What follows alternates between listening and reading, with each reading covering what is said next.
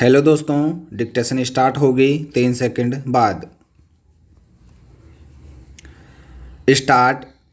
कुछ बातें जीवन के क्रम में होती हैं और पुरानी हो जाने पर भी स्मृतियों के दायरे में कायम रहती है। स्टॉप। ज़्यादा दिन नहीं हुए, जब डाक बाबू ने दरवाजे पर दस्तक दी तो स्पीड पोस्ट का लिफाफा प्राप्त कर मैंने उनका कुशल क्षेम हर बार की तरह पूछा और उनसे मिठाई खाने का आग्रह किया। स्टॉप। वे आभार और धन्यवाद व्यक्त करते हुए कहने लगे कि भाई साहब, देर हो जाएगी। स्टॉप। अभी कई घरों में राखी का डाक पहुंचाना है। स्टॉप।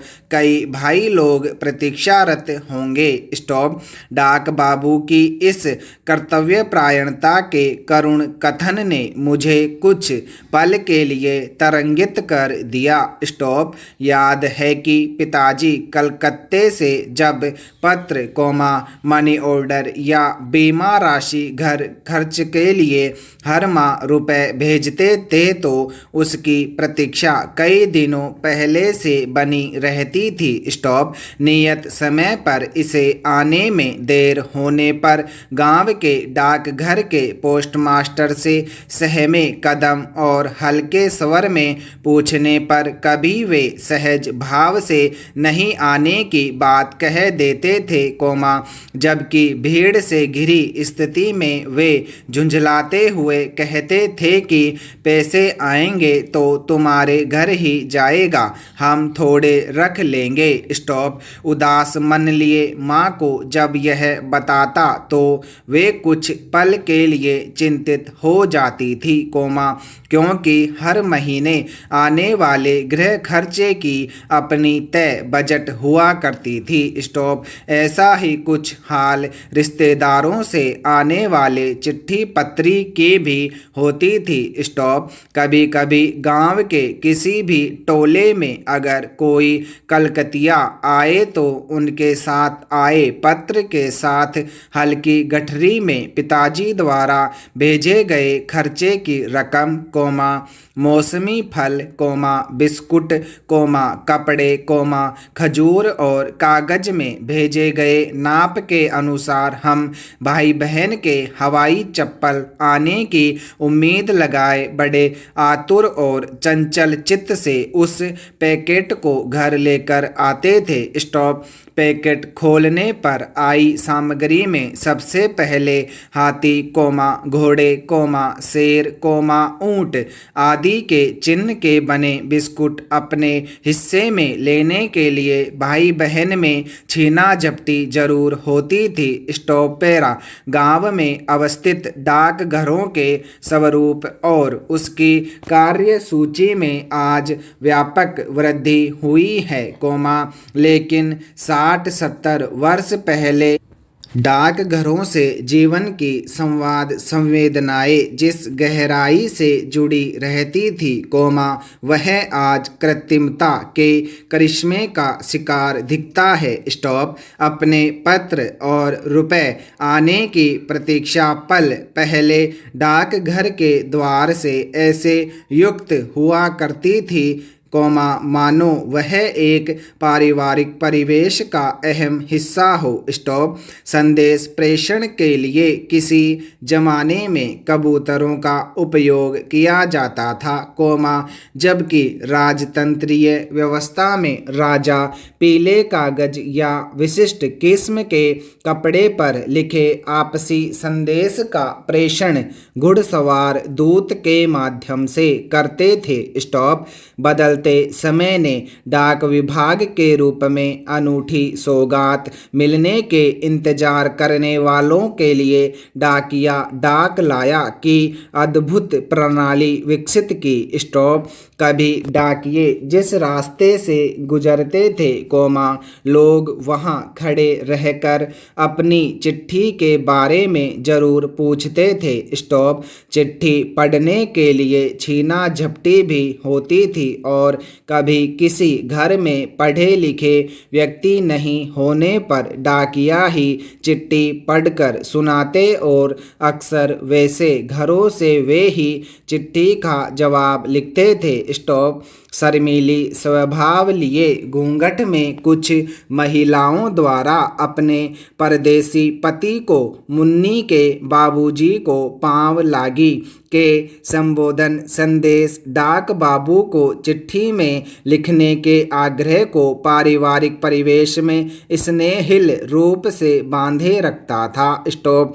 यह भाव डाकिये के साथ एक आत्मिक भाव भी दर्शाता था। चिट्ठियों के दौर में अपनों से बहुत कम बात हुआ करती थी। स्टॉप। जवाबी पोस्ट कार्ड की भी अपनी भावनात्मक दुनिया हुआ करती थी, जो पत्र प्रेषक की प्रतीक्षा के लिए आतुरता सिद्ध करती थी कि पत्र प्राप्तकर्ता को पोस्ट कार्ड क्रय में विलंब और पैसे व्यय का सामना न करना पड़े। स्टॉप। गांव घर में सेवानिवृत्त डाक बाबू पत्र पढ़ने और लेखन के अधिकृत व्यक्ति के रूप में जाने जाते थे। स्टॉप। वे घर के सदस्य के रूप में हर पर्व त्योहार शादी विवाह में बड़ी श्रद्धा से आमंत्रित भी किए जाते थे। स्टॉप। उन्हें लगभग हर घर के दुख सुख को जानने समझने का मौका मिलता था। स्टॉप। पैरा। शहर हो या ग्रामीण क्षेत्र, कहीं भी किसी की डाक आती है तो आज भी डाकिया अपनी जिम्मेदारी से अपना कर्तव्य निभाते हैं। स्टॉप। हमें स्वीकार करना चाहिए कि वे हमारे जीवन की समाचार संसाधन के एक आवश्यक अंग बन चुके हैं। स्टॉप।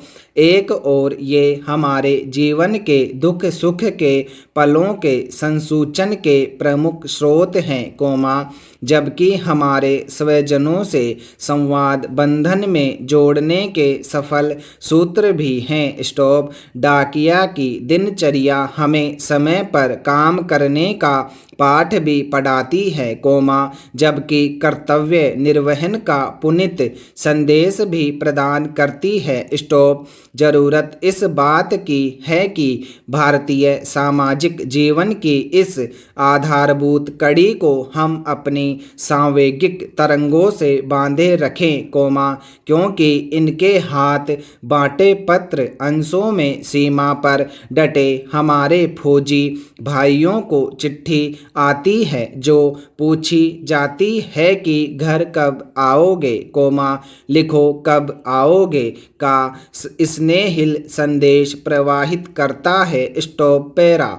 वर्तमान दौर के इलेक्ट्रॉनिक युग में अंग्रेजी शब्दों को हिंदी में से निकालना बड़ा ही दुष्कर कार्य है। स्टॉप।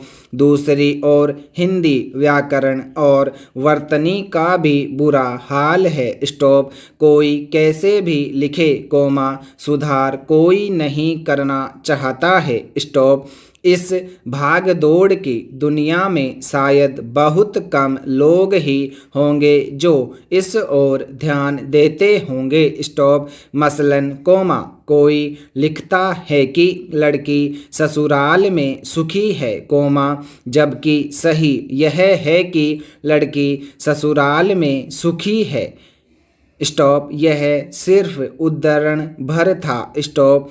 ऐसे बहुत से उदाहरण मिल जाएंगे। स्टॉप। विद्यार्थियों को अपनी सृजनात्मकता, मौलिक चिंतन को विषय के रूप में हिंदी व्याकरण और वर्तनी में सुधार की ओर ध्यान देना चाहिए, ताकि निर्मित शब्दों का हिंदी में परिभाषित शब्द सही तरीके से व्यक्त हो सके। स्टॉप। हिंदी भाषा त्रुटि रहित होकर अपनी गरिमा बनाए रख सके। स्टॉप। हिंदी के प्रचार प्रसार के लिए हर लेखनीय कार्य हिंदी में ही अनिवार्य करना होगा, ताकि हिंदी लिखने की शुद्धता बनाई जा सके। स्टॉप। इनके अलावा कोमा हमें क्षेत्रीय बोलियों पर भी ध्यान देना होगा। स्टॉप। बोलियों के प्रति उदासीनता के चलते आने वाले वर्षों में कई बोलियां विलुप्ति की कगार पर जा पहुंचेगी। स्टॉप।